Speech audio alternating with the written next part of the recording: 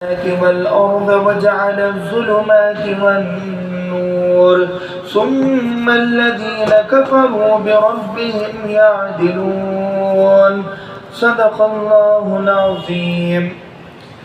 سورہ انعام مکۃ المکرمہ میں نازل ہوئی ہے اور 7واں پارہ سورہ انعام کی تلاوت اور تفسیر، ترجمہ و تشریح انشاءاللہ ہوگی۔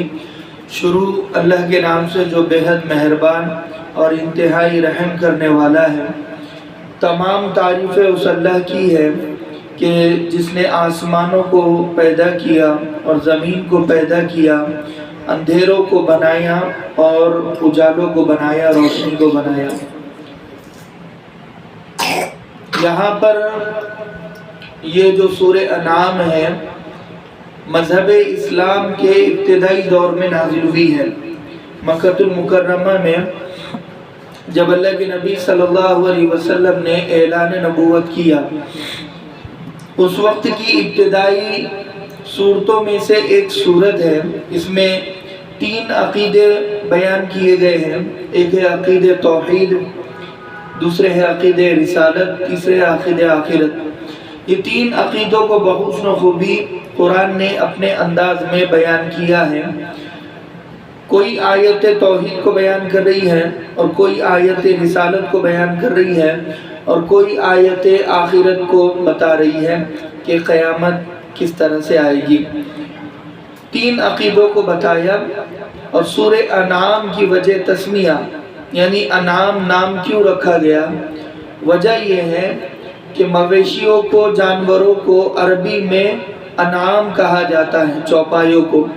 اس زمانے میں جو کفار تھے، کافر تھے، وہ مندروں کے نام پر، بتوں کے نام پر اور بھگوانوں کے نام پر، لات اور عزا اور منات کے نام پر چوپایوں کو چھوڑا کرتے تھے اور انہیں کھایا نہیں کرتے تھے، انہیں اپنے اوپر حرام کیا کرتے تھے، کیونکہ یہ ہمارے بھگوانوں کے نام پر ہے، لات ہو، عزا ہو، منات ہو، ان کے نام پر ہے۔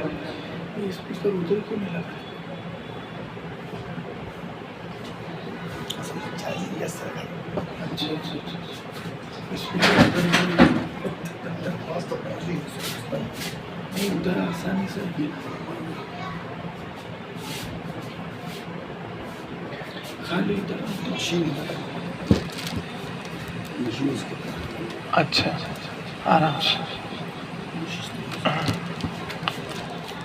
یہ پھر دور ہو جائیں گے۔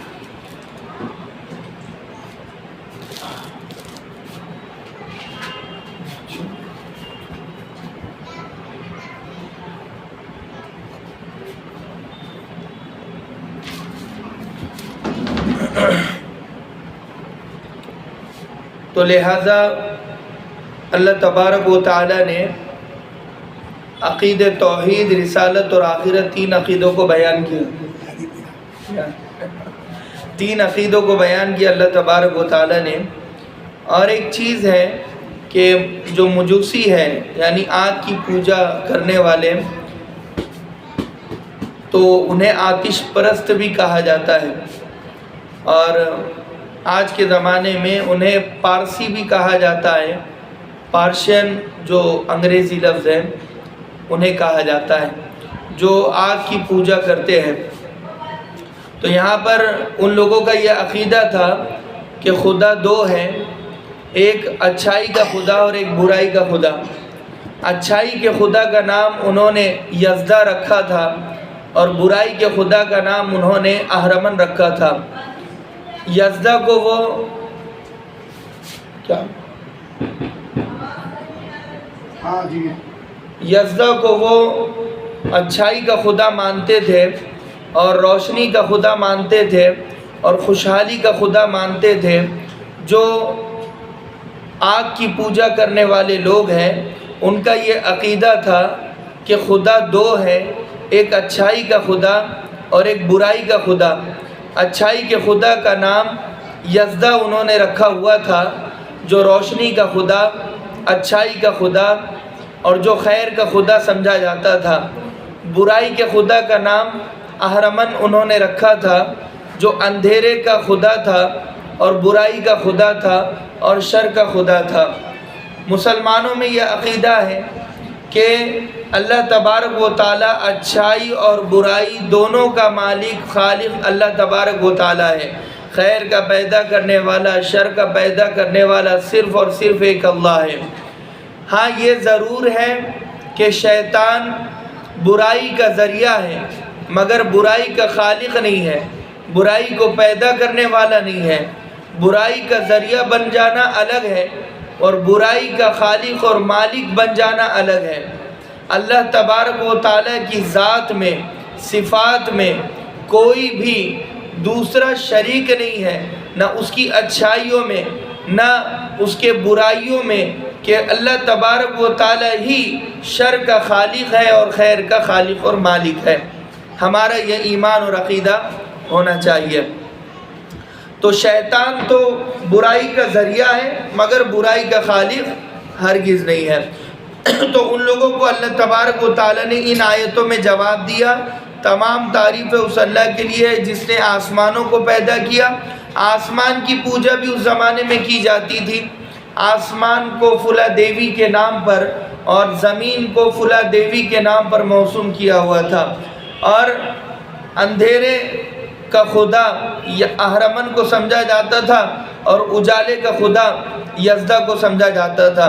ثم الذین کفروا بربہم یعدلون، پھر اللہ تبارک و تعالیٰ فرماتا ہے کہ یہ جو کافر ہیں اپنے پروردگار کی خدائی میں دوسروں کو لا کر کھڑا کر دیتے ہیں، برابر کر دیتے ہیں، جبکہ اللہ کے سامنے کھڑے ہونے کی کسی میں طاقت اور کسی میں ہمت نہیں ہے۔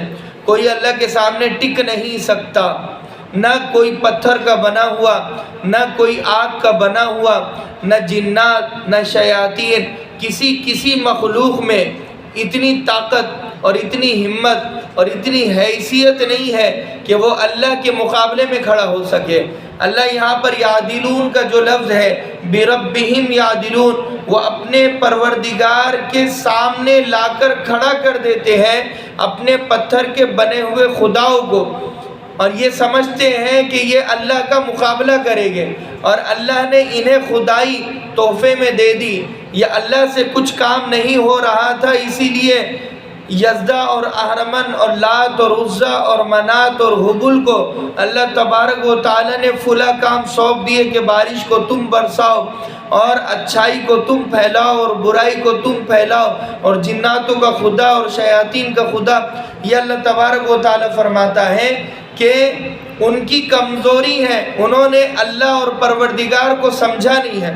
جو اللہ کو سمجھ لے وہ اللہ کے ساتھ میں کسی کو شریک نہیں کر سکتا۔ تو یہاں پر فرمایا کہ وہ جو کافر ہیں انہوں نے اپنے خداؤں کو اللہ کے برابر لا کر کھڑا کر دیا، حالانکہ ان کی کوئی حیثیت اللہ کے سامنے نہیں ہے۔ ایک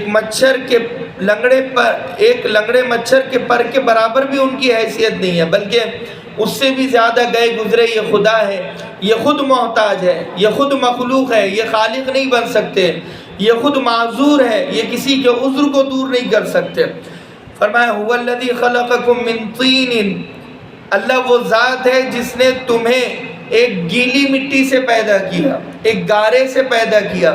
تین اور تراب میں کیا فرق ہے؟ تین کہتے ہیں کہ گیلی مٹی کو، گارے کو، اور تراب کہتے ہیں سوکھی مٹی کو، کھنکھناتی مٹی کو، اور ٹھیکری مٹی کو۔ جیسے آج کے زمانے میں کنکر ہوتے ہیں یا چھوٹی چھوٹی کنکر ہوتی ہے اور موٹی مٹی ہوتی ہے، اور کھنکھناتی ہوئی مٹی ہوتی ہے، چھانی ہوئی مٹی ہوتی ہے، اس کو کہا جائے گا تراب، یہ چھانی ہوئی مٹی۔ اور جو چھاننے کے بعد جس کو مال کلایا جاتا ہے یا گوندا جاتا ہے اس مٹی کو تین کہتے ہیں۔ پہلا پروسیس تراب سے ہو کر گزرتا ہے، پھر تین پر انسان پہنچتا ہے، پھر اس کے بعد اس کا مجسمہ بنتا ہے۔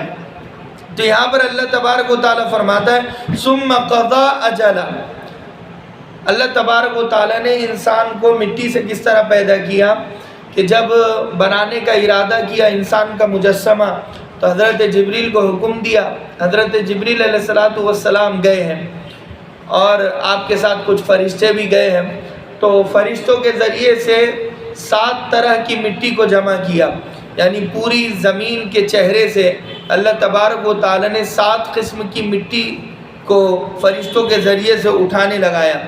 کہیں پر کی مٹی نرم تھی، کہیں پر مٹی سخت تھی، کہیں پر مٹی کا رنگ کم تھا، کہیں پر زیادہ تھا، کہیں مٹی زرخیز تھی اور کہیں مٹی خشک تھی، بنجر زمین تھی۔ تو 7 قسم کے مٹیوں کو، ذرات کو جمع کیا گیا اور اس کا گارا بنایا گیا اور اسے گوندا گیا اللہ تبارک و تعالی نے اپنے دست قدرت سے۔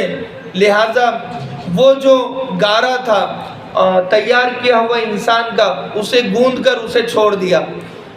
کچھ سال کے بعد وہ جو گوندا ہوا گارا تھا ایک کھنکھناتی ہوئی مٹی کی شکل اختیار اس نے کیا۔ فرمایا صلصال کالفخار۔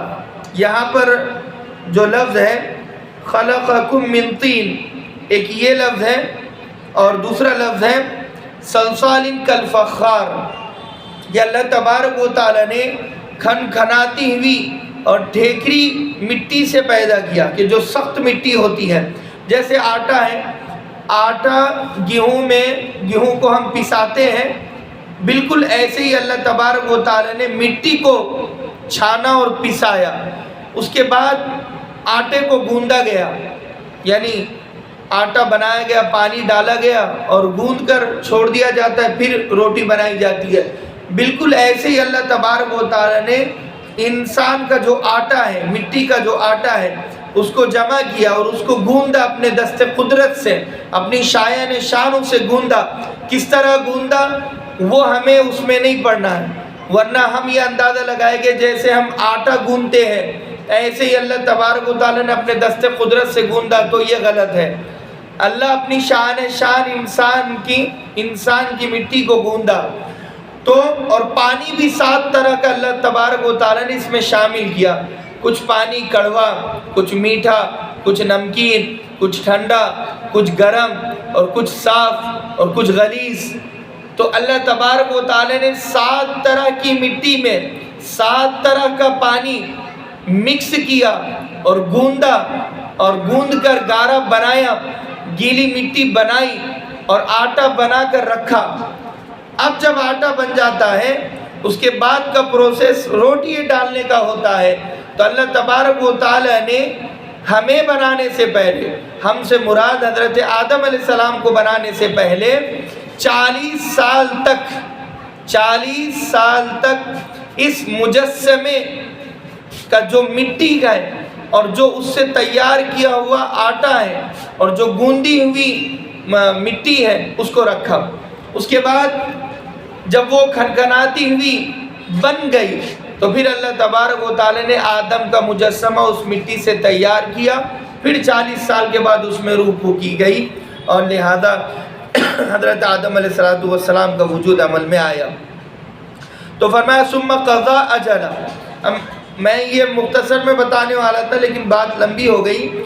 اللہ تبارک و تعالی نے فرمایا کہ اللہ وہ ذات ہے جس نے تمہیں گیلی مٹی سے پیدا کیا، ثم قضا اجلا، پھر اللہ تبارک و تعالی نے ایک عمر متعین کر دی، اور عمر مکمل ہوتی ہے موت پر۔ میں کتنے سال جی چکا ہوں یہ میں بتا سکتا ہوں کہ میں اتنے سال جی چکا ہوں، لیکن کتنے ابھی باقی ہے یہ ہم کب بتا سکتے ہیں؟ جب ہم مر جائیں گے تو ہمارے مرنے کے بعد جو ہمارے رشتہ دار زندہ رہیں گے وہ بتائیں گے کہ فلاں جو ہماری بہو ہے وہ 60 سال کی عمر میں مری ہے۔ باقی کتنے تھے نہیں پتا، لیکن اتنا پتا ہے کہ 60 سال زندگی تھی۔ پتا کیسے چلا؟ کیونکہ مر چکی ہے۔ مرنے کے بعد مکمل زندگی کا اندازہ ہمیں ہوا۔ اس کا مطلب یہ ہے کہ ثم قضا اجلا، اللہ کہہ رہا ہے ہر ایک کو اپنی زندگی مکمل کرنا پڑے گا۔ ثم قضا اجلا، تو ہر ایک کو اپنی زندگی مکمل ہوگی کب؟ جب موت آئے گی۔ موت جب کسی کو آ جائے گی تو اب یہ علامت ہوگی کہ اب اس کی ریس اور اب اس کی رفتار اور اب اس کا مقابلہ ختم ہو گیا۔ تو سمجھ میں آئے گا ثم قضا اجلا۔ سال ختم ہوتا ہے تو دسمبر پر سمجھ میں آتا ہے اور ذوالحجہ پر سمجھ میں آتا ہے کہ سال ختم ہو رہا ہے۔ تو زندگی ختم کیسے ہوگی سمجھ میں آئے گا موت پر۔ تو لہذا فرمایا ثم قضا اجلا، ہم نے تمہیں گیلی مٹی سے پیدا کیا، ثم قضا اجلا، پھر تمہاری موت کو مقرر کر دیا۔ اب وہی مسئلہ حدیث ہے، لمبی چوڑی میں مختصر میں بتاؤ۔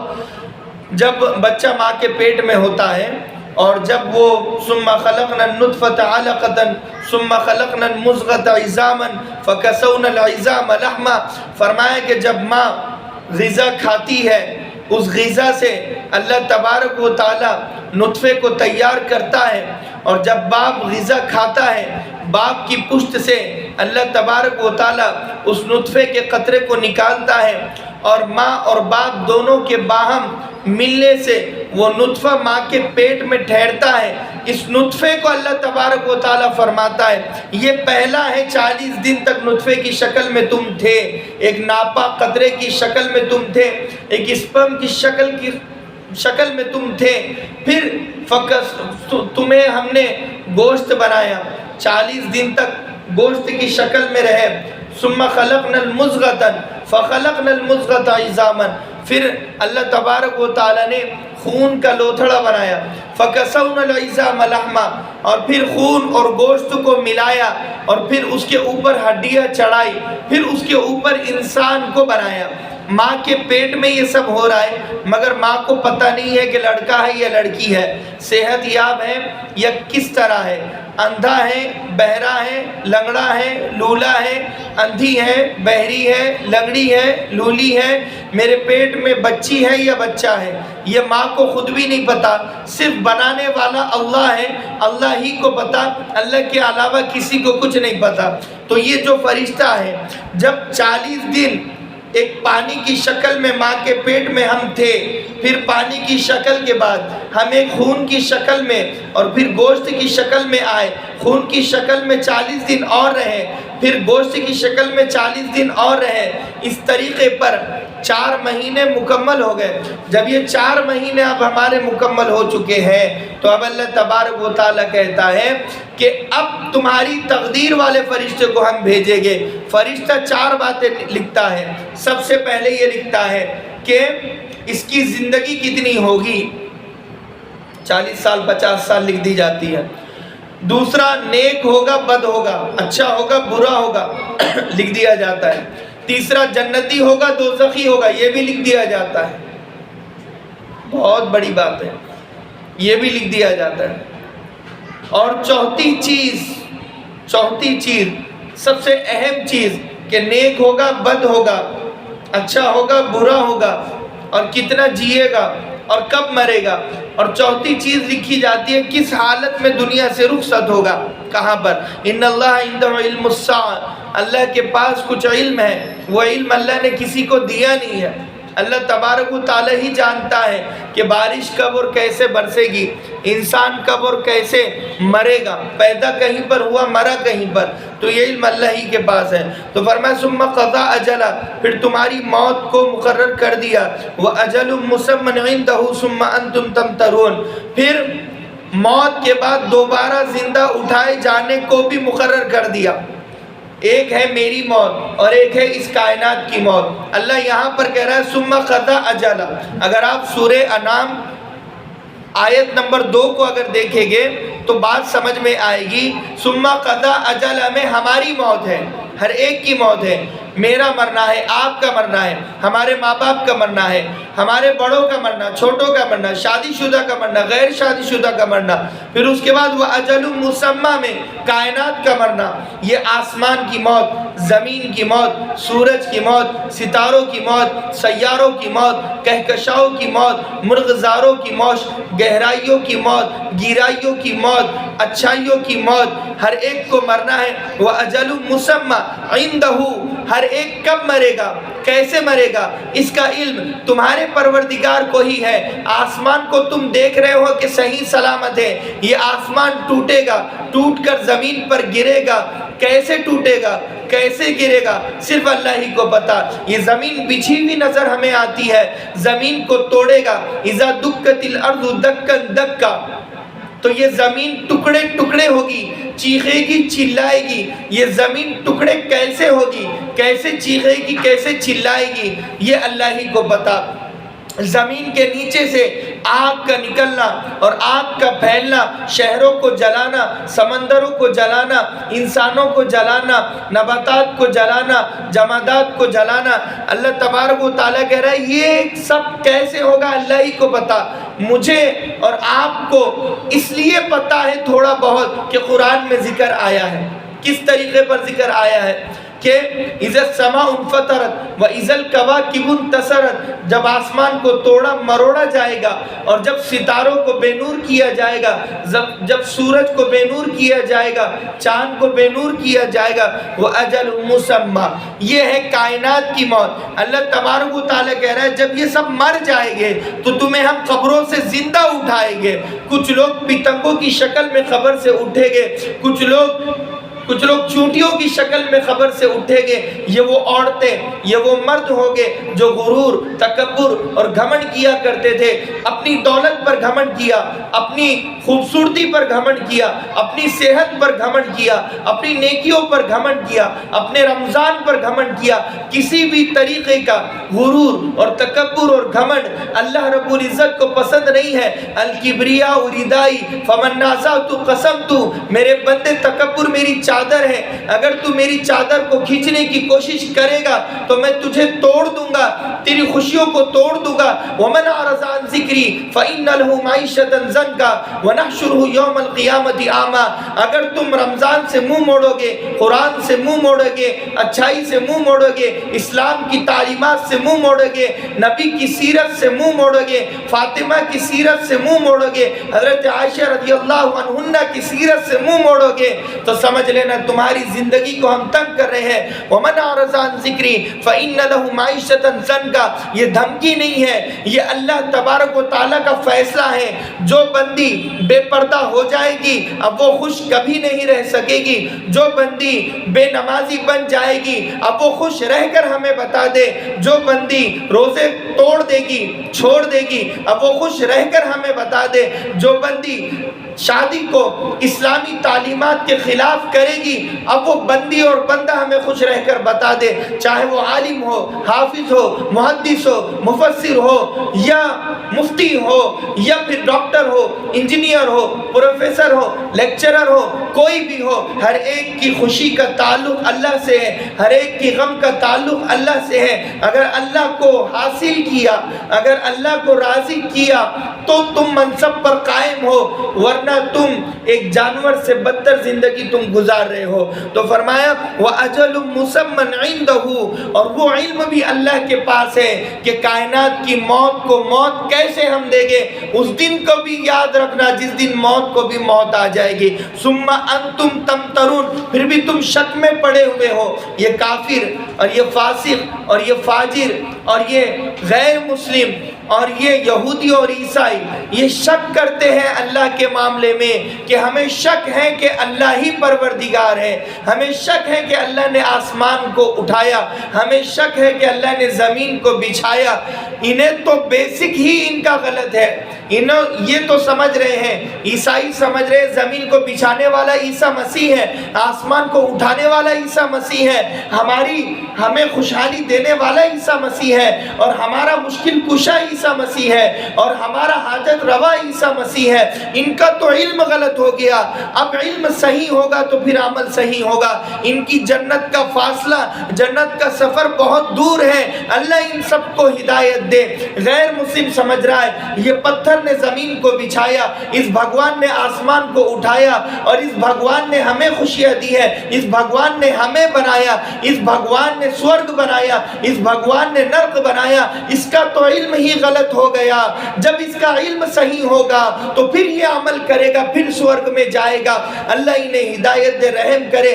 اگر یہ علم صحیح نہ ہوا تو یہ پتھر کو خدا مان کر دنیا سے چلا گیا، یہ پتھر کو سورگ اور نرک کا مالک سمجھ کر دنیا سے چلا گیا۔ کسی کو سورگ یہ کہنے سے کوئی جنتی نہیں بن جاتا، کسی کو ریسٹ اینڈ پیس RIP اس کے نام کے اوپر لکھنے سے کوئی جنتی نہیں بن جاتا، کسی پر رحمت اللہ علیہ لکھنے سے کوئی جنتی نہیں بن جاتا۔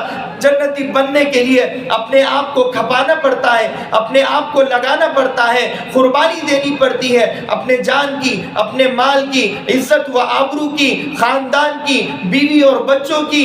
بیوی کو بیوہ ہونا پڑے گا، شوہر کو لہذا یتیم اور بے سہارا اپنے بچوں کو چھوڑ کر جانا پڑے گا، قرآنی تعلیمات کی خاطر، اللہ کی خاطر، اللہ کو راضی کرنے کی خاطر۔ ثم انتم تمترون، پھر یہ شک میں پڑے ہوئے۔ اللہ کا شکر ہمیں کرنا چاہیے کہ ہم شک میں نہیں پڑے ہوئے ہیں، ہمیں یقین ہے ہمارا بنانے والا اللہ ہے۔ ہم جب ناپاک قطرے تھے تو بھی اللہ مالک تھا، اور جب ہم گوشت کا لوتھڑا بنے تو بھی اللہ مالک ہے، اور جب خون کا لوتھڑا تھے تو بھی اللہ مالک ہے۔ ماں کے پیٹ میں بھی اللہ مالک تھا، ماں کے پیٹ سے دنیا کے پیٹ میں آئے تو بھی ہمارا اللہ مالک ہے۔ کل بھی ہمارا اللہ خالق تھا، آج بھی ہمارا اللہ خالق ہے، اور کل مستقبل میں بھی اللہ خالق اور مالک رہے گا۔ اللہ کو ہم چھوڑ نہیں سکتے۔ ہمارا علم یہ قرآن کی وجہ سے صحیح ہوا، اللہ نے ہمیں ماں کے پیٹ سے ہدایت دی ہے۔ ہمیں شکرانے کی نمازیں پڑھنا چاہیے، ہمیں ہدایت کی خاطر بھٹکنا نہیں پڑا۔ حضرت ابراہیم خلیل اللہ تبارک و تعالیٰ نے پہلے انہوں نے چاند کو خدا سمجھا، سورج کو خدا سمجھا، ستاروں سیاروں کو خدا سمجھا۔ اللہ تبارک و تعالیٰ اپنے خلیل کو خدائی کے لیے تڑپا رہا ہے، آزما رہا ہے۔ اللہ چاہتا تو ہمیں بھی آزما سکتا تھا۔ میں کیوں تمہیں بتاؤں کہ میں تمہارا خالق اور مالک ہوں؟ تمہیں تمہارے ماں باپ کیوں بتائیں؟ تم پیدا ہو جاؤ، تم خود اپنا علم حاصل کرو، خود پتہ لگاؤ کہ تمہارا پیدا کرنے والا کون ہے۔ کتنا بڑا لمبا سفر ہو جاتا، ہمیں یہ پتہ کرنے کے لیے کئی ڈگریاں لگ جاتی، کئی سال لگ جاتے، پوری جوانی کھپ جاتی، اور پھر بھی ہمیں پتہ نہ چلتا۔ اور اگر موت کا فیصلہ آ جاتا، بغیر اپنے پیدا کرنے والے کے جانے ہوئے ہم دنیا سے چلے جاتے، نتیجتاً دوزخ میں ہمیں جانا پڑتا۔ اللہ نے ہمارا وقت بچایا، ہمیں یہ بتا کر کے ہمیں پیدا کرنے والا وہ ہے، ہمیں یہ بتا کر کے جنت بنانے والا وہ ہے، دوزخ کا بنانے والا وہ ہے، اور تمہیں فالو کسے کرنا ہے؟ نبی برحق صلی اللہ علیہ وسلم کو فالو کرنا ہے۔ میں قربان جاؤں اللہ پر، میرے بیوی بچے قربان جائے اللہ پر، اس خالق اور مالک نے میرا علم صحیح کر دیا، میری زندگی نہیں کھپی ہے۔ اس اللہ کو تلاش کرنے میں مجھے تو ماں کے پیٹ سے بسم اللہ الرحمن الرحیم پتہ چلا کہ وہ رحمان ہے، رحیم ہے، وہ خالق ہے، مالک ہے، وہ ہمارا مشکل کشا اور حاجت روا ہے۔ ہمیں اس کو راضی کرنے کے لیے روزہ رکھنا ہے، تراویح پڑھنا ہے، باقی زندگی اللہ کو راضی کرنے میں ہماری گزر رہی ہے۔ اللہ کا شکر ادا کرنا چاہیے کہ ہمارا بیسک صحیح ہوا، بیسمنٹ صحیح ہوا، پہلی اینٹ ہماری زندگی کی صحیح رکھی گئی۔ اگر اللہ یہ ہدایت کھینچ لے، جیسے آج کے زمانے میں پیدا مسلمان ہوئی ہے یا ہوا ہے، ماں باپ مسلمان تھے لیکن کسی غیر مسلم سے شادی کی، کسی غیر مسلم کی محبت میں پڑھ کر اللہ کو چھوڑا، رسول کو چھوڑا، قرآن کو چھوڑا، اسلام کو چھوڑا، اور پتھر کو پوجا کرنے والوں کو خدا سمجھ لیا، یہ اس سے بڑی ذلت اور رسوائی کوئی نہیں ہو سکتی۔ وَهُوَ اللَّهُ فِي السَّمَاوَاتِ وَفِي الْأَرْضِ، اور وہ اللہ ہی ہے جو آسمانوں میں بھی ہے اور زمین میں بھی ہے۔ آسمانوں میں تمہاری سننے والا صرف اللہ ہے، کوئی عیسیٰ مسیح تمہاری نہیں سنتا ہے، کوئی عیسیٰ مسیح تمہاری نہیں سنتا ہے، صرف اللہ سنتا ہے، اور زمین میں بھی صرف اللہ ہی سنتا ہے۔ اللہ کے علاوہ کوئی سننے میں شریک نہیں ہے، کوئی نبی، کوئی ولی، کوئی قطب، کوئی ابدال۔ اگر کوئی یہ کہے خواجہ عبد القادر جیلانی رحمۃ اللہ علیہ سنتے ہیں تو وہ کافر ہو گیا، مرتد ہو گیا۔ کوئی یہ کہے کہ ہماری تو خواجہ غریب نواز سنتے ہیں، کوئی یہ کہے ہماری تو محمد رسول اللہ صلی اللہ علیہ وسلم سنتے ہیں، وہ غلط کہتا ہے۔ صرف اللہ سنتا ہے۔ اللہ کے नबी सल्लल्लाहु अलैहि वसल्लम को अल्लाह तबारक व तआला ने जितना सुनाया और जितना सुनने की इजाज़त दी, अल्लाह के नबी उतना ही सुन सकते हैं, उससे ज़्यादा नहीं सुन सकते। तो फरमाया यालमु सिर्रकुम व जहरकुम व यालमु मा तक्सिबून, अल्लाह तबारक व तआला तुम्हारे राज़ों को जानता है, भेदों को जानता है, जो छुपे हुए राज हैं, सीक्रेट है, वो सीक्रेट्स को भी अल्लाह तबारक व तआला जानता है, और तुम्हारे खुले हुए हालात को भी अल्लाह जानता है। ज़ाहिर को जानने वाला अल्लाह, बातिन को जानने वाला अल्लाह। मेरे अंदर कितनों की दुश्मनी और कदूरतें और अदावतें और बुग़्ज़ और नफ़रत और हसद, जलन, कीना, कपट छुपा हुआ है, वो अल्लाह ही जानता है कि मैं अपनी सास से कितनी नफ़रत करता हूँ या कितनी नफ़रत करती हूँ, मैं अपने वालिद से कितनी मोहब्बत करता हूँ या कितनी मोहब्बत करती हूँ, मैं अपने शौहर से कितनी मोहब्बत करता हूँ या करती हूँ, या अपनी बीवी से कितनी मोहब्बत करता हूँ। ये सिर्फ़ और सिर्फ अल्लाह ही जानता है। दिखावे के लिए बनावटी शौहर के सामने अच्छी बीवी बन जाना आसान है, माँ बाप के सामने अच्छी बेटी बन जाना आसान है। कपड़े चाहिए तो माँ बाप की अच्छी बेटी बन जाओ, और अगर ड्रेस चाहिए तो शौहर की अच्छी बीवी बन जाओ। ये इंसानों को धोखा देना आसान है। वमा यख़दऊना इल्ला अनफुसहुम वमा यशऊरून, मुनाफिकीन का जिक्र हमने पढ़ा कि वो ये समझते थे कि हम किसी और को धोखा दे रहे हैं। अल्लाह तबारक व तआला कहता है क्या वो हमें धोखा दे सकते हैं? क्या वो हमें धोखा दे सकते हैं? वो अपने आप को धोखा दे रहे हैं, वो अपना गड्ढा खुद खोद रहे हैं, वो खुद दोज़ख में जाने के लिए तैयारी कर रहे हैं। तो यहाँ पर फरमाया कि राज़ों को जानने वाला अल्लाह, व यअलमु मा तक्सिबून, और अल्लाह ही जानता है कि तुम क्या कमाने वाले हो। एक है माल का कमाना और एक है आखिरत का कमाना, माल का कमाना और एक है नेकियों का कमाना। कुछ लोग माल कमाने के लिए फैल चुके हैं रमज़ानुल मुबारक में। किसी ने कपड़े की दुकान लगाई, किसी ने ठंडे की दुकान लगाई, और किसी ने फल और फ्रूट और मेवों की दुकान लगाई, और किसी ने रमज़ान को कमाने का ज़रिया समझा कि मैं कमाऊंगा, रमज़ान आ रहा है, मैं लिबास को बेचकर, ड्राई फ्रूट को बेचकर और मसालों को बेचकर और ठंडों को बेचकर और मशरूबात को बेचकर कमाऊंगा, इसलिए कि रमज़ान आ रहा है, सीज़न है, कमाने का महीना है, पैसा कमाओ, पैसा कमाओ और पैसा कमाओ। कुछ लोग हैं जो नेकियों का सीजन समझकर नेकियां कमाने में फैल गए। किसी ने अपने आप को मस्जिद में बिठाया, किसी ने अपने आप को खानखा में बिठाया, किसी ने अपने आप को मकतब में बिठाया, किसी ने अपने आप को मदरसे में बिठाया, किसी ने अपने आप को इज्तिमा में बिठाया, किसी ने अपने आप को तफसीर सुनने के मौके पर बिठाया। कि कोई अल्लाह से मांगता है कि ऐ अल्लाह मैं नेकियां करती हूँ या करता हूँ, मेरी नेकियों को कबूल कर दे, रियाकारी से बचा, इखलास की दौलत से माला माल कर दे। ये जो कमाई करने वाले हैं, नेकियां कमाने वालों की कमाई भी अल्लाह जानता है कि किस लिए नमाजें पढ़ी थी, किस लिए रोज़े रखे थे, किस लिए सहरी की थी, किस लिए इफ्तार किया था, किस लिए किसी को दिखाने के लिए, किसी की बुराई से बचने के लिए, तानों से बचने के लिए रोज़े रखे, या अल्लाह को राज़ी करने के लिए रोज़ा रखा। और जो दुनिया कमाने वाले हैं, तुमने दुकान क्यों सजाई, अल्लाह तबारक व तआला जानता है। क्या रमज़ान का इस्तेक़बाल इस तरह से अल्लाह के नबी सल्लल्लाहु अलैहि वसल्लम ने किया था? सहाबा इकराम ने इस तरह रमज़ान का इस्तेक़बाल किया था कि दुकानें सजाई और बैठ गए, कमाने के लिए बैठ गए और ठंडा बेचने के लिए बैठ गए? क्या वली और कुतुब और अब्दाल ने रमज़ान इस तरह गुजारे थे? वो तो ऐसे थे कि हजरत इमाम आज़म अबू हनीफा रहमतुल्लाहि अलैह के बारे में आता है कि 60 कुरान रमज़ान मुबारक में ख़त्म किया करते थे। इमाम शाफ़ी रहमतुल्लाहि अलैह के बारे में आता है 120 कुरान रमज़ान मुबारक में ख़त्म किया करते थे। इमाम अहमद बिन हम्बल रहमतुल्लाहि अलैह के बारे में आता है कि रोज़ाना तरावी में 1 कुरान ख़त्म किया करते थे। ये वो लोग हैं जिन्होंने कुरान को सीने से लगाया, कुरान से मोहब्बत की है। क्या मुझे मोहब्बत है कुरान से?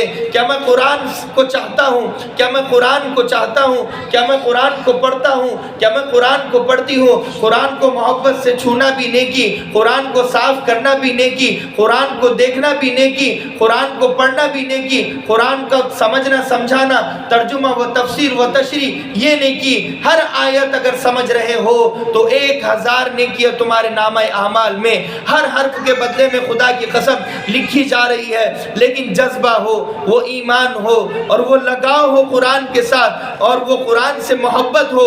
कुरान को पढ़े तो मोहब्बत से, कुरान को खोले तो मोहब्बत से, कुरान को सुने तो मोहब्बत से।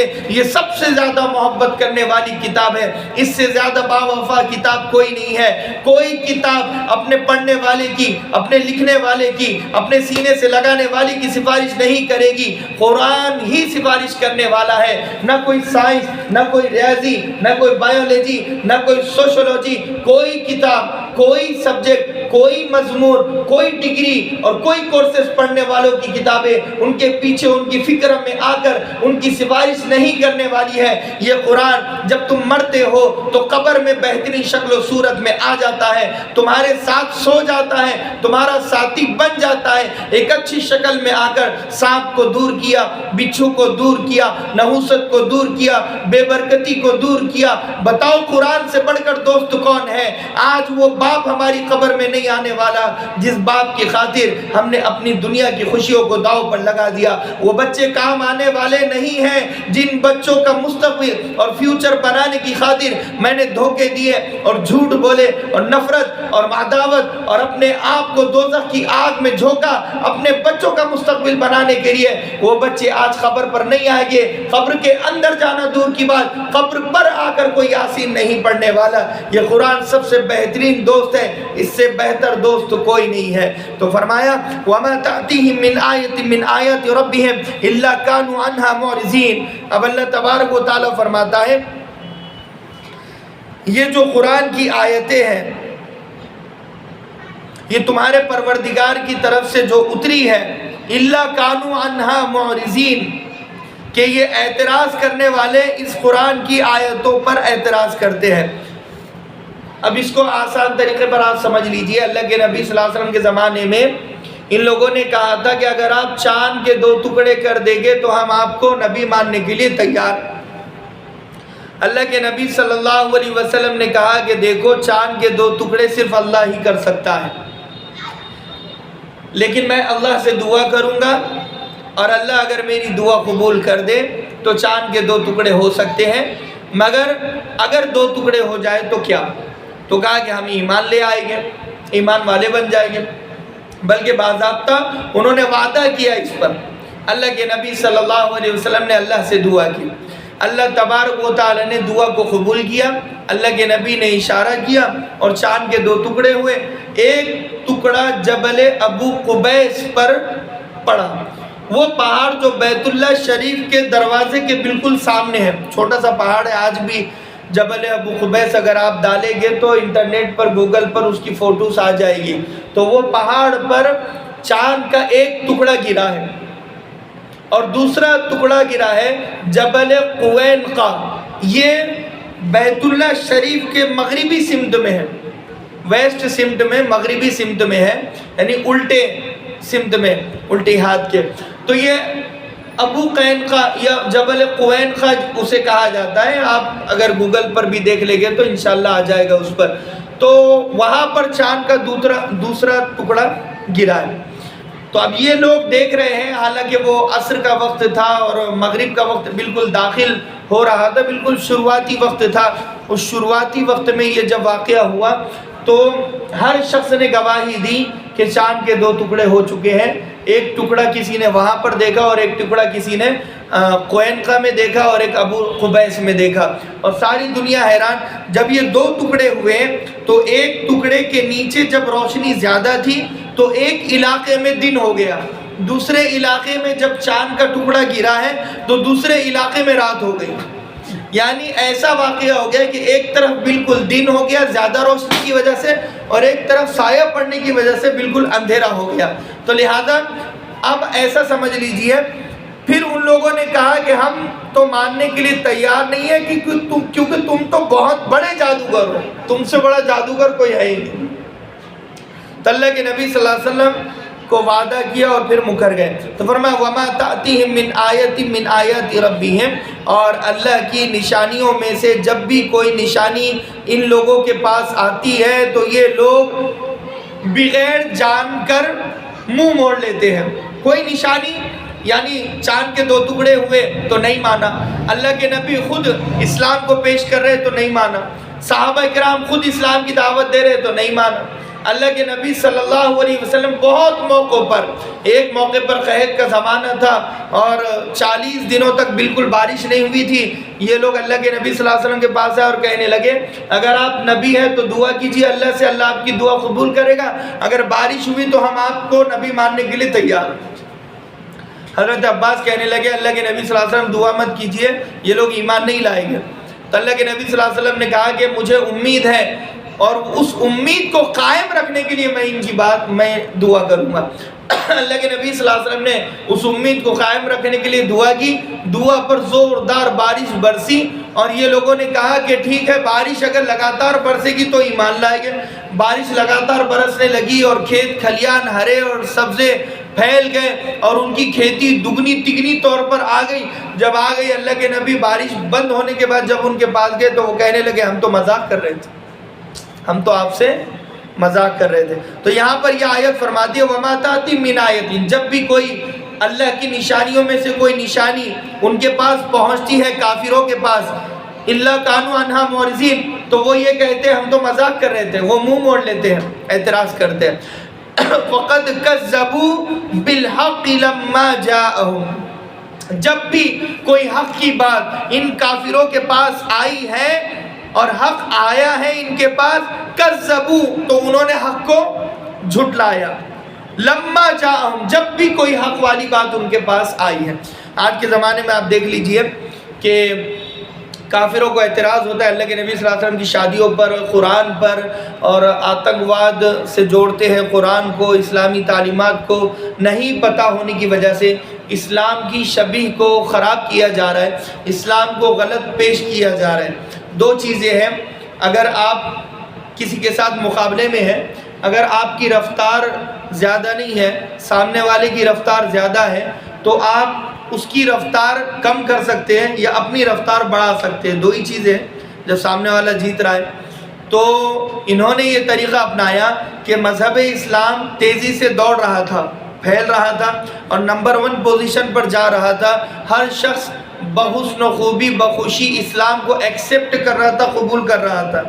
تو انہوں نے اسلام کی شبیہ کو بگاڑنے کے لیے اور اپنی رفتار کو بڑھانے کے لیے، اپنے مذہب کو آگے بڑھانے کے لیے انہوں نے کیا کیا کہ اسلام میں زبردستی کے کیڑے نکالنے شروع کر دیے کہ اسلام میں دیکھو 3 طلاق ہے، اسلام میں دیکھو حلالہ ہے، اسلام میں دیکھو خلا ہے، اور یہ سارے مسئلوں کو غلط پیش کیا. خلا کو غلط پیش کیا کہ کبھی وقت ہوگا تو میں خلا کو اسلامی خلا انشاءاللہ کس طرح ہوتا ہے وہ بتاؤں گا، اور اسلامی حلالہ بھی کس طرح ہوتا ہے وہ بتاؤں گا. جس طرح یہ فلموں میں، ٹی وی میں، سیریلز میں اور سوشل سائٹس پر، پرنٹ میڈیا پر، الیکٹرانک میڈیا پر حلالے کو پیش کیا جاتا ہے، ایسا حلالہ بالکل بھی اسلام میں نہیں ہے، نہیں ہے، نہیں ہے. اسلام میں وہ حلالہ ہے جو بغیر ایگریمنٹ کے پوری عورت کی رضامندی کے ساتھ ہو، عورت کی رضامندی کے ساتھ ہو. اس میں کوئی پریشرائز اس پر اسے نہیں کر سکتا، نہ اس کے ماں باپ اس پر پریشر ڈال سکتے ہیں، نہ اس کا فرسٹ ہسبینڈ اس پر پریشر ڈال سکتا ہے، اس سے تو تعلق بالکل بھی ختم ہے. تو لہذا حلالے کو غلط پیش کیا ہے، 3 طلاق کو غلط پیش کیا ہے. جبکہ اسلام کی خوبصورتی یہ ہے کہ اگر تمہاری بیوی نشوز بن چکی ہے، فَإِن كُنَّ نُشُوزًا، نشوز کے معنی یہ ہے کہ تمہاری بیوی بد زبان بن چکی ہے. دیکھو اگر کسی کی بیوی زانیہ ہے تو اسلام میں وہ اتنی بڑی مجرم نہیں ہے. تعجب کی بات ہے، اتنی بڑی وہ مجرم نہیں ہے. اگر کوئی جھوٹی اور مکار اور عیار خاتون ہے تو وہ اتنی بڑی مجرم نہیں ہے، یعنی اس پر ویلڈ ریزن نہیں ہے اس کو طلاق دینے کا، واجبی ریزن نہیں ہے اس کو طلاق دینے کا. لیکن جب کوئی عورت موزور بن جائے، بد زبان بن جائے اور شوہر کو جواب دینے لگے اور شوہر کی عزت نہ کرنے لگے، زبان کا مس یوز کرے، غلط استعمال کرے، تو اینٹ کا جواب پتھر سے دے رہی ہے، تو یہ عورت سب سے بڑی مجرم سمجھی جاتی ہے قرآن کی نظر میں، اسلام کی نظر میں، اللہ کی نظر میں۔ وہ عورت جو زانیہ ہے، وہ عورت جو روزہ نہیں رکھتی ہے، وہ عورت جو بے نمازی ہے، بد کردار ہے، وہ تھوڑی مجرم ہے، کم مجرم ہے، چھوٹی مجرم ہے۔ سب سے بڑی مجرم عورتوں میں سمجھی جاتی ہے نشوز۔ نشوز کہتے ہیں جو بد زبان ہے، شوہر سے زبان لڑاتی ہے، زبان درازی کرتی ہے، اور آج تو اللہ ہی رحم کرے کوئی سننے کے لیے تیار نہیں ہے، کوئی جھکنے کے لیے تیار نہیں ہے۔ اینٹ کا جواب پتھر سے ملتا ہے، نرمی سے نہیں ملتا۔ اور روزے میں تو اللہ ہی رحم کرے ہے کہ اتنا چڑچڑا پن ہو جاتا ہے کہ شوہر کچھ بولنے سے پہلے ہی سامنے سے فائرنگ شروع ہے۔ تو یہاں پر لہذا اپنی زبان کو کنٹرول میں رکھنا چاہیے، اپنی ساس کی بھی عزت کرنی چاہیے، ماں سمجھو ساس کو، اور اپنی لہذا ماں کو جیسا ریسپیکٹ اور عزت دیتے ہو ایسی اپنی ساس کو بھی دو، اپنی ننند کو بھی دو، دیورانی کو بھی دو، جٹھانی کو بھی دو۔ گھر کو جنت بناتی ہے عورت، اور گھر کو دوزخ بھی بناتی ہے عورت۔ اگر رمضان سکون سے گزارنا چاہتے ہو تو دوسروں کو رمضان سکون سے گزارنے دو، آٹومیٹک تمہارے رمضان کو اللہ سکون کا ایک قلعہ بنا دے گا۔ تو لہذا یہاں پر فرمایا وَمَا تَأْتِيهِم مِّنْ آيَةٍ مِّنْ آيَاتِ رَبِّهِمْ إِلَّا كَانُوا عَنْهَا مُعْرِضِينَ فَقَدْ كَذَّبُوا بِالْحَقِّ لَمَّا جَاءَهُمْ فَسَوْفَ يَأْتِيهِمْ أَنبَاءُ مَا كَانُوا بِهِ يَسْتَهْزِئُونَ۔ اب یہ جو کافر تھے، اللہ تبارک و تعالی اور اللہ کے نبی نے کہتے تھے دیکھو چاند کے 2 ٹکڑے ہو گئے، تم اگر ایمان نہیں لاؤ گے تو تمہارا دنیا میں برا انجام ہوگا اور آخرت میں بھی برا ٹھکانہ ہوگا اور اللہ کا عذاب تمہارے اوپر نازل ہوگا۔ تو یہ کہتے تھے کہ ہم اللہ کے عذاب کو دیکھنا چاہتے ہیں، اللہ کے عذاب کا مزہ چکھنا چاہتے ہیں، ہم بھی تو دیکھیں کہ اللہ تبارک و تعالی برا انجام ہمارا کس طرح کرتا ہے۔ کتنی بڑی بات ہے، ہم دیکھنا چاہتے ہیں کہ اللہ ہمارے ساتھ کیا کرے گا۔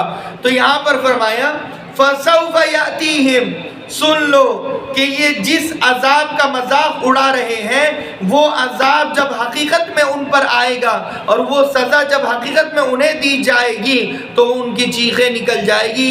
وہ مذاق کر رہے ہیں مگر ان قریب ہم ان کے مذاق کو حقیقت میں بدل دیں گے اور وہ عذاب کو اور سزا کو برداشت نہیں کر سکتے۔ الم یروا کما اہلکنا من قبلہم من قرن مکناہم فی الارض، سن لو کیا ان لوگوں نے ان قوموں کو، ان جماعتوں کو نہیں دیکھا کہ جن کو ہم نے ان سے پہلے ہلاک کیا گناہوں کی وجہ سے، بدکاری کی وجہ سے اور نافرمانی کی وجہ سے۔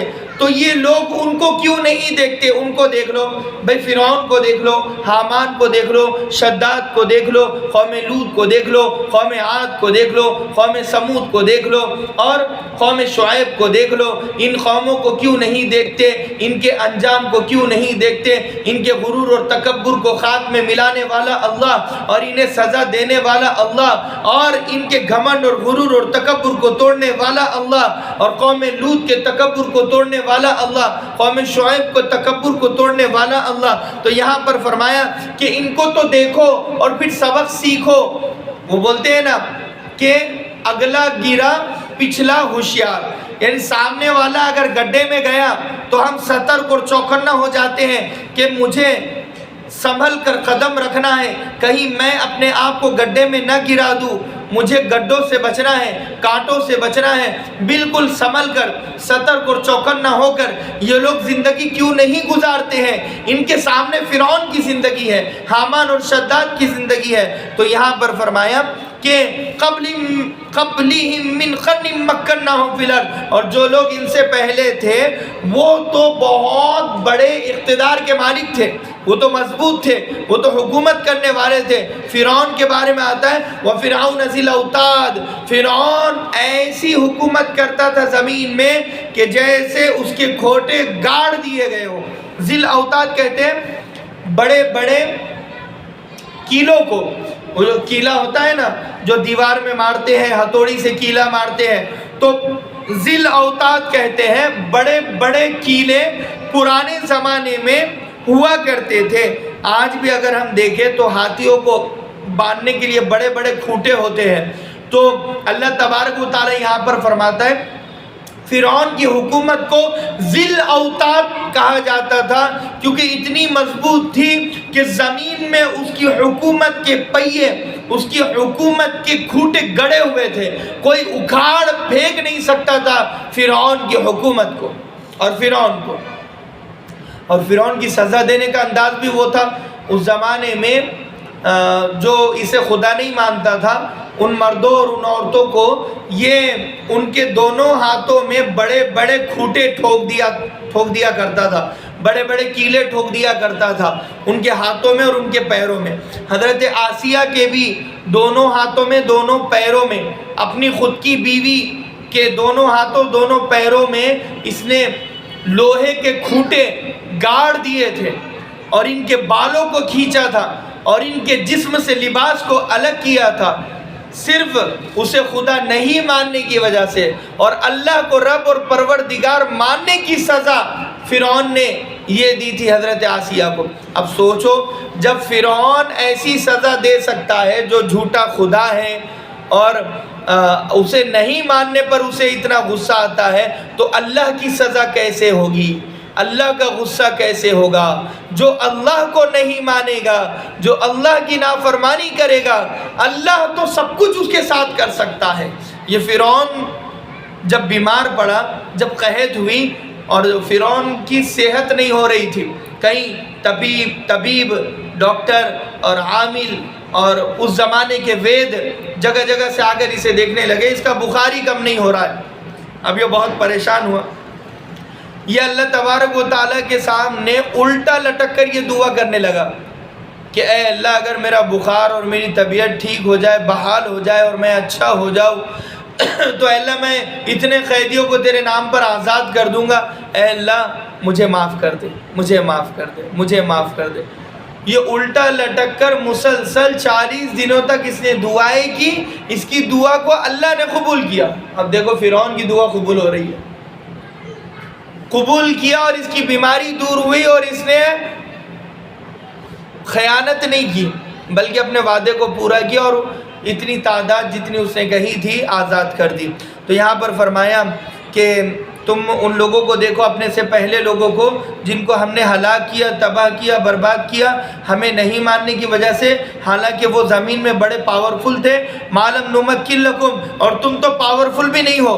اللہ تبارک و تعالیٰ کا انداز ہمیں کہہ رہا ہے، اللہ تبارک و تعالیٰ مَالَمْ نُمَكِّن لَكُمْ، تم تو طاقتور بھی نہیں ہو، پاورفل بھی نہیں ہو، تمہارے پاس میجورٹی نہیں ہے، تم مائنورٹی میں ہو، اور تمہارے پاس ذریعے بھی نہیں ہے، تمہارے پاس ہمت بھی نہیں ہے، جرأت بھی نہیں ہے، شجاعت بھی نہیں ہے، تم میں تو عمر بن خطاب جیسا کوئی ہے بھی نہیں، حضرت علی حیدر فاتح خیبر جیسا شہ سوار کوئی ہے بھی نہیں، خالد بن ولید جیسا کوئی ہے بھی نہیں، اور تم میں تو حضرت سمیہ جیسی خاتون ہے بھی نہیں۔ مَا لَمْ نُمَكِّن لَكُمْ، تمہارے پاس تو کچھ ہے ہی نہیں۔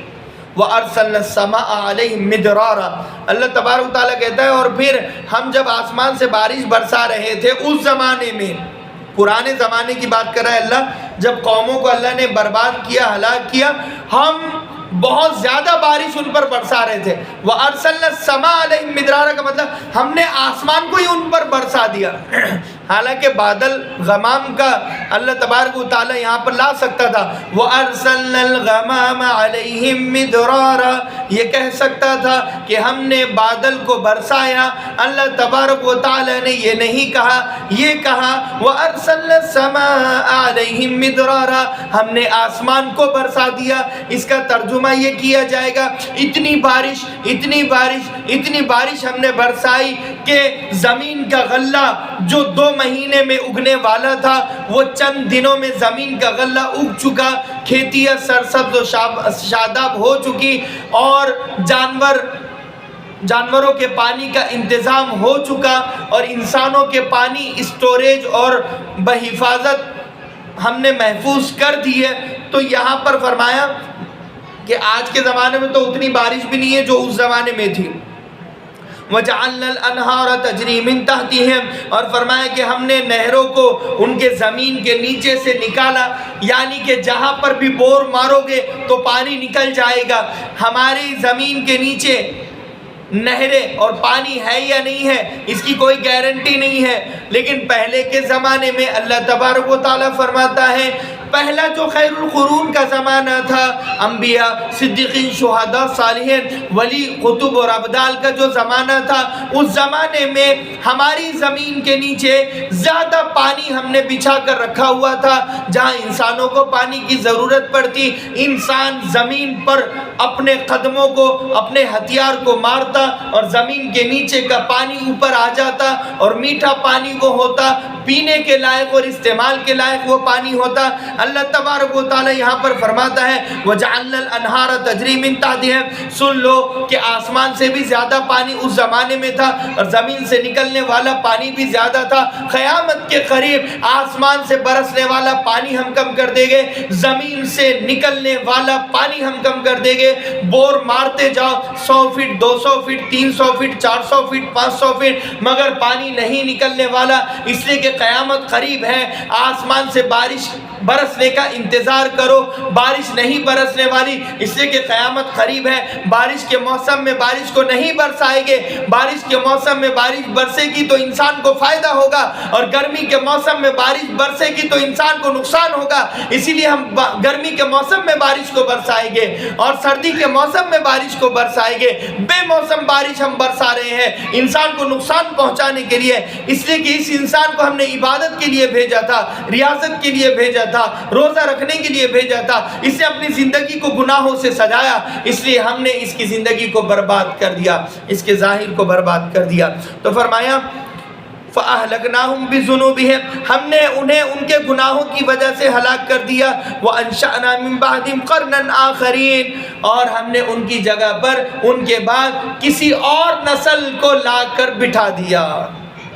اب ہم ہیں، اگر ہم روزے نہیں رکھیں گے، نمازیں نہیں پڑھیں گے، اگر ہم اسلام کا پرچار نہیں کریں گے، اگر ہم قرآن کی تعلیم کو زندہ نہیں کریں گے، قرآن کی تلاوت کرنے کے لیے ہمارے پاس اگر وقت نہیں ہے، روزہ رکھنے کے لیے ہمارے پاس اگر وقت نہیں ہے، اگر امانت داری کرنے کے لیے ہمارے پاس وقت نہیں ہے، تو پھر اللہ کو ایسے مسلمانوں کی کوئی ضرورت نہیں۔ اللہ ہمیں ہٹائے گا، ہماری جگہ پر ایسے لوگوں کو لائے گا جو نماز پڑھنے والے ہوگے، اعتکاف کرنے والے ہوگے، روزہ رکھنے والے ہوگے۔ خدا نے آج تک اس قوم کی حالت نہیں بدلی، نہ ہو جس کو خیال خود اپنی حالت کے بدلنے کا۔ ان اللہ لا یغیر ما بقوم حتی یغیروا ما بانفسہم، اگر ہم اللہ کے بندے بننا چاہتے ہیں تو اللہ ہمیں اپنا بندہ بنائے گا، اگر ہم اللہ کے بندے نہیں بننا چاہتے ہیں تو اللہ کو ہماری کوئی ضرورت نہیں ہے۔ اللہ پرندوں سے کام لے لے، اللہ چونٹیوں سے کام لے لے، اللہ جانوروں سے کام لے لے، اللہ نے ہدہد سے کام لیا، اللہ نے اصحاب کہف کے کتے سے کام لیا، اللہ تبارک و تعالی نے بنی اسرائیل کی گائے سے کام لیا، اللہ تبارک و تعالی نے صالح کی اونٹنی سے کام لیا، اللہ تبارک و تعالی نے حضرت ابراہیم کے بچڑے سے کام لیا۔ 10 جانور جو جنت میں جائیں گے، بنی اسرائیل کی گائے جنت میں جائے گی، اصحاب کہف کا کتا جنت میں جائے گا، یونس علیہ السلام کی مچھلی سے اللہ نے کام لیا، حضرت یونس علیہ السلام کی مچھلی جنت میں جائے گی۔ جب اتنے جانور ہونے کے باوجود یا ایھا النمل ادخلوا مساکنکم لا یحطمنکم سلیمان وجنودہ، اللہ تبارک و تعالی سلیمان کے زمانے علیہ السلام کے زمانے کی چونٹی کو جنت میں ڈالے گا، اس لیے کہ اس چونٹی نے اپنی قوم کی فکر کی تھی کہ اے میری قوم، سلیمان کا لشکر آنے والا ہے، کہیں اس لشکر کے پاؤں تلے تم رون دیے جاؤ گے، کچل دیے جاؤ گے، مار دیے جاؤ گے، سترک ہو جاؤ، چوکنا ہو جاؤ۔ اس چونٹی کی اس ادا کو میرے خالق نے، میرے پروردگار نے اتنا پسند کیا، قرآن کا حصہ سورہ نمل کو بنا لیا، اس واقعے کو سورت کا حصہ بنا لیا۔ قیامت تک لوگ آئیں گے، انہیں پتہ چلے ایک چونٹی سے بدتر مت بن جانا ہے، ایک چونٹی سے بے فکر مت بن جانا ہے، ایک چونٹی سے زیادہ غافل مت بن جانا، تم سے بہتر وہ چونٹی ہے جو چونٹی اپنی قوم کی فکر کرتی ہے۔ اگر تمہیں ہم نے ماں بنایا، تمہیں اپنی بچی کی اور بچے کی فکر کرنی چاہیے، اگر تم باپ بن کر آئے ہو تو تمہیں اپنے بیٹوں کی اپنی نسل کی فکر کرنی چاہیے، اگر تم شوہر ہو تو اپنی بیوی کی فکر کرنی چاہیے، اگر تم بیوی ہو تو شوہر کی فکر کرنی چاہیے، اگر تم فکر نہیں کرتے ہو، غفلت میں زندگی گزارتے ہو، تم سے بہتر اصحاب کہف کا کتا ہے، تم سے بہتر عزیر کا گدھا ہے، کمثل الحمار یحمل اسفارا۔ اللہ تبارک و تعالیٰ فرماتا ہے حضرت عزیر علیہ السلام ایک قوم کے پاس سے گزرے، وہ قوم کو دیکھا، برباد قوم تھی، وہ ان پر اللہ کا عذاب آیا ہوا تھا۔ جب اس قوم کے علاقے سے گزرے، ان کے گھروں کو ٹوٹتا ہوا دیکھا، ان کے راستوں کو بکھرا ہوا دیکھا، اور ان کی لاشوں کو دیکھا، ان کی ہڈیوں کو دیکھا کہ جانور کھا رہے ہیں اور چیل نوچ رہی ہے۔ حضرت عزیر نے سوچا یہ کون سی قوم ہوگی، اور کس طرح اللہ تبارک و تعالیٰ نے اسے برباد کیا، اور کس طرح اللہ تبارک و تعالیٰ ان سے قیامت میں سوال کرے گا، کس طرح زندہ آسمان، کس طرح انہیں اپنی قبروں سے اٹھایا جائے گا۔ جب یہ سوال گردش کر رہے تھے حضرت عزیر کے ذہن میں، دماغ میں، اور جب ہونٹوں پر آئے، اللہ تبارک و تعالی نے آزمایا، حضرت عزیر کو موت دے دی، 300 سال تک پڑے رہے، اور آپ کے ساتھ آپ کا گدھا تھا، وہ گدھا بھی 300 سال تک مر گیا۔ 300 سال کے بعد حضرت عزیر کو اٹھایا، حضرت عزیر کے سامنے وہ گدھا پڑا ہوا ہے۔ اللہ تبارک و تعالی کہہ رہا ہے حضرت عزیر سے، یہ تم اپنے گدھے کو دیکھو، اب تم اسے دیکھو کہ ہم کس طرح ہم اسے اٹھاتے ہیں۔ سمجھ لینا کہ ایسے ہی اللہ تبارک و تعالی انسانوں کو اٹھائے گا۔ اللہ تبارک و تعالی نے وہ گدھے کی جلد کو اس کی ہڈیوں سے جوڑا۔ حضرت عزیر کے پریشان ہیں، حیران ہیں، تعجب میں پڑے ہوئے ہیں۔ وہ جو کھانا تھا وہ کھانا باسی نہیں ہوا، وہ توشہ باسی نہیں ہوا، اور ان کی آنکھوں کے سامنے وہ گدھے کی ہڈیاں دوسری ہڈیوں میں ملی ہے، اور ہڈیوں کے اوپر گوشت چڑھا ہے، اور جلد چڑھی ہے، اسکن جڑی ہے، اور وہ گدھے کے پیر اور ہاتھ جڑے ہیں، اور اس کا چہرہ جڑا ہے، اور وہ گدھا زندہ ہو گیا حضرت عزیر کے سامنے۔ اللہ تبارک و تعالی نے حضرت عزیر سے پوچھا کیا تمہیں تمہارے سوال کا جواب مل گیا؟ حضرت عزیر نے کہا جواب تو ملا، مگر اے اللہ ہم کتنے دنوں تک سوتے رہے؟ اللہ تبارک و تعالی نے کہا زیادہ نہیں، صرف 100 سال تک تم سوتے رہے۔ ایک حدیث کے مطابق 300 سال تک سوتے رہے۔ 100 سال کے بعد اللہ تبارک و تعالی نے حضرت عزیر کو اٹھایا۔ آپ کی اسکین گندی نہیں ہوئی، اور آپ کے گدھے کی اسکین گندی نہیں ہوئی، یہ اللہ تبارک و تعالی کی قدرت کا شاہکار ہے۔ تو یہاں پر فرمایا فَأَهْلَكْنَاهُمْ بِذُنُوبِهِمْ، ہم نے ان کے گناہوں کی وجہ سے ہلاک کیا، وَأَنشَأْنَا مِن بَعْدِهِمْ قَرْنًا آخَرِينَ، اور ہم ان کی جگہ کسی اور نسل کو لائیں گے۔ وَلَوْ نَزَّلْنَا عَلَيْكَ كِتَابًا فِي قِرْطَاسٍ فَلَمَسُوهُ بِأَيْدِيهِمْ، اور اگر ہم قرآن کو کتابی شکل میں لکھ کر فرشتے کو دے کر اور ان کی آنکھوں کے سامنے بھی اگر نازل کر دے، فَلَمَسُوهُ بِأَيْدِيهِمْ، یہ قرآن کو اپنی ہاتھوں سے چھوئے، لَقَالَ الَّذِينَ كَفَرُوا، پھر بھی یہ کافر کہے گے إِنْ هَذَا إِلَّا سِحْرٌ مُبِينٌ، یہ تو سب سے بڑا مضبوط جادو ہے۔ یہ اس کا چھوٹا سر کا بتا دوں، پھر میں ختم کر لوں گا انشاءاللہ۔ اللہ کے نبی صلی اللہ علیہ وسلم کے پاس وہ لوگ آئے اور کہنے لگے کہ اے اللہ کے نبی صلی اللہ علیہ وسلم، ہم نے تو جبریل کو نہیں دیکھا، آپ تو کہتے ہو کہ جبریل نے، فرشتے نے قرآن کو لایا، ہم فرشتے کو اصلی شکل و صورت میں دیکھنا چاہتے ہیں۔ وہ فرشتہ جبریل اپنی اصلی شکل و صورت میں آئے اور آپ کو قرآن لکھا ہوا، پیٹی پیک لکھا ہوا قرآن، یہ ایسا سنت سنایا ہوا نہیں، لوح محفوظ سے اتارا ہوا نہیں، سینہ بسینہ والا نہیں، تقریری نہیں، زبانی نہیں، تحریری لکھا ہوا قرآن، گفٹ حضرت جبریل اصلی شکل و صورت میں لکھا ہوا قرآن لے کر آئیں گے اور آپ کو دیں گے ہماری آنکھوں کے سامنے، تو ہم مانیں گے کہ آپ نبی ہیں۔ اللہ تبارک و تعالیٰ کہہ رہا ہے انسان کی آنکھ میں وہ طاقت نہیں ہے کہ جبریل کو اپنی اصلی شکل و صورت میں دیکھ لے، کوئی انسان نہیں دیکھ سکتا، صرف اللہ کے نبی صلی اللہ علیہ وسلم نے اصلی شکل و صورت میں دیکھا 2 مرتبہ۔ پہلی مرتبہ غار حرا میں اقرا والی جب آپ نے وحی لے کر آئی، وہ اصلی شکل و صورت میں تھے، اور دوسری مرتبہ معراج کے سفر میں 7ویں آسمان پر اصلی شکل و صورت میں حضرت جبریل کو آپ نے دیکھا ہے۔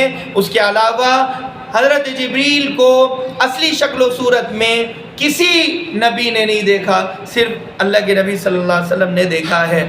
تو لہذا یہاں پر فرمایا کہ تمہاری آنکھ فرشتے کو دیکھ نہیں سکتی۔ اب یہ بیوقوف کہہ رہے ہیں کہ حضرت جبریل اصلی شکل و صورت میں آئیں گے اور قرآن کو پیٹی پہ گفٹ دیں گے، ہماری آنکھوں کے سامنے تو نبی مانیں گے۔ اللہ کہہ رہا ہے کہ اصلی شکل و صورت میں اگر وہ آ جائے تو تم مر جاؤ گے اور حجت تمام ہو جائے گی۔ غیب کی چیز کو دیکھ لیا تو اب تم ایمان نہیں لاؤ گے تو دوزخ میں جاؤ گے، اسی لیے جبریل کو نہیں دیکھنا تمہارے لیے بہتر ہے۔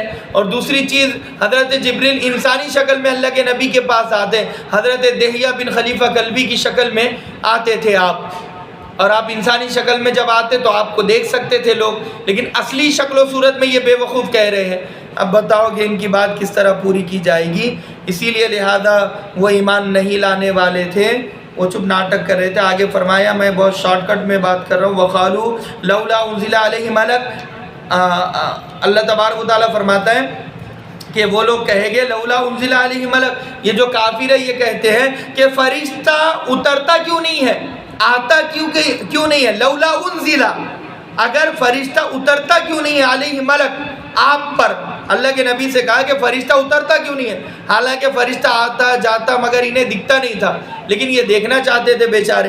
وَلَوْ أَنزَلْنَا مَلَكًا لَقُضِيَ الْأَمْرُ، اللہ کہہ رہا ہے کہ اگر یہ فرشتے کو اترتا ہوا دیکھ لیں گے اپنی اصلی شکل و صورت میں، لَقُضِيَ الْأَمْرُ، تو یہ مر جائیں گے، ان کا معاملہ ختم ہو جائے گا اور دی اینڈ ہو جائے گا، معاملہ ختم ہو جائے گا، مکمل ختم۔ لَقُضِيَ الْأَمْرُ، یہ مر جائیں گے، یہ زندہ نہیں رہ سکیں گے۔ ثُمَّ لَا يُنظَرُونَ، اور پھر انہیں مہلت نہیں دی جائے گی۔ اب مر گئے تو دوزخ میں جائے گی، ظاہر سی بات ہے، مرنے کے بعد اللہ مہلت تھوڑی دینے والا ہے، اب کوئی اصلی شکل و صورت میں دیکھ لے گا۔ تو اللہ کہہ رہا ہے نہیں دیکھنا تمہارے لیے بہتر ہے، مگر ان بیوقوفوں کے سمجھ میں نہیں آتا۔ آگے ایک اور بات بتا دوں، وَلَوْ جَعَلْنَاهُ مَلَكًا لَجَعَلْنَاهُ رَجُلًا، اور اگر ہم فرشتے کو اصلی شکل و صورت میں بھیجنا بھی چاہیں تو ہم انسانی شکل میں بھیجیں گے، اصلی شکل میں دیکھ نہیں سکتے۔ وَلَلَبَسْنَا عَلَيْهِمْ، اور جب یہ انسانی شکل میں دیکھیں گے تو یہ کہیں گے ہم کیسے مان لے کہ یہ فرشتے ہی ہیں اور انسان نہیں ہیں، یہ تو انسانی شکل میں نظر آ رہے ہیں، آپ جھوٹ بول رہے ہیں، یہ تو انسان ہی ہے اس لیے کہ انسان نظر آ رہے ہیں۔ حالانکہ یہ بیوقوف اتنا بھی نہیں سمجھے گے کہ یہ انسان ہے مگر اندر سے فرشتے ہیں، انسانی شکل لیے ہوئے ہیں۔ حضرت دہیہ کلبی کو دکھائے تو یہ اتنے سینس نہیں ہے، سینس لیس ہے، بیوقوف ہے۔ وَلَلَبَسْنَا عَلَيْهِمْ مَا يَلْبِسُونَ، یہ بات کو نہیں سمجھے گے۔ وَلَقَدِ اسْتُهْزِئَ بِرُسُلٍ مِّن قَبْلِكَ، آپ سے پہلے بھی بہت سارے پیغمبروں کا مذاق اڑایا گیا۔ فَحَاقَ بِالَّذِينَ سَخِرُوا مِنْهُمْ مَا كَانُوا بِهِ يَسْتَهْزِئُونَ، ان لوگوں کے ان کے حال پر چھوڑ دیجئے، ان کے مذاق یہ خود جھیلیں گے، اللہ تبارک و تعالی ان سے نپٹے گا۔ اللہ کہنے سننے سے زیادہ عمل کی توفیق نصیب فرما۔ وآخر دعوانا الحمد للہ رب العالمین، وما توفیقی الا باللہ، وما علینا الا البلاغ۔